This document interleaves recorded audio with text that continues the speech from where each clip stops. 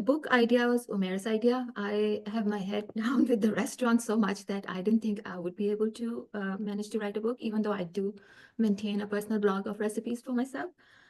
So when Umair came up with the idea, I was like, there's no way, Umair, I cannot do this. And he was so persistent about this. And he started writing and reading to me all the recipe, not the just the description of the food. So then I said, okay, let me, I will work on the recipes. So that was one reason. Secondly, we always want to have projects that can be supported long-term for charities.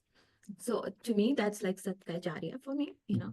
So I thought that this book would be a perfect play, as Umair calls it, to continue to, to share our culture, our books, our Pakistani recipes with the larger crowd, as well as support charities through the sale of the book going forward, you know. So whether we are here or not, this thing will continue.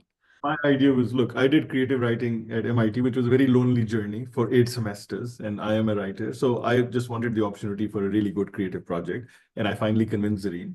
And so this book there's no ghost writers. I've written every word. There's no ghost cooks or outsourcing. She literally cooked everything, all 95 recipes. And it's been a labor of love. It took 3 years. And it was actually quite humbling, right? Like, Alina, you and I were talking that, those of us, and I think most people in the call, were sort of well known in the tech circles. But, for me, reaching out to the publishing world of New York, right? Nobody knew me, right? Like, who's this guy and who's this, couple looking to do this? And so it took like months and months to, rejection after rejection to finally find an agent and then finally find a publisher and prove to them that, the food writing is good, the recipes are great, the Zerreen's name and brand name is great. And it is an important time in our zeitgeist right now to say, look, this is Pakistani culture, this is Pakistani cuisine, and get a stamp on that, right? You mentioned Dishoom's, they have an amazing cookbook, right?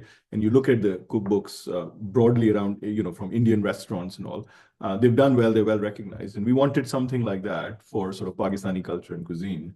So that was kind of the motivation. But the two things that Zerreen and I both feel very strongly about, I think all of us have a real responsibility for being ambassadors of our culture, right? If you look around us here in anywhere in the world, but particularly in America, right? We have reasonable affluence, we have reasonable success, but when it comes to representation, influence, voice, a good brand, we don't have that, right?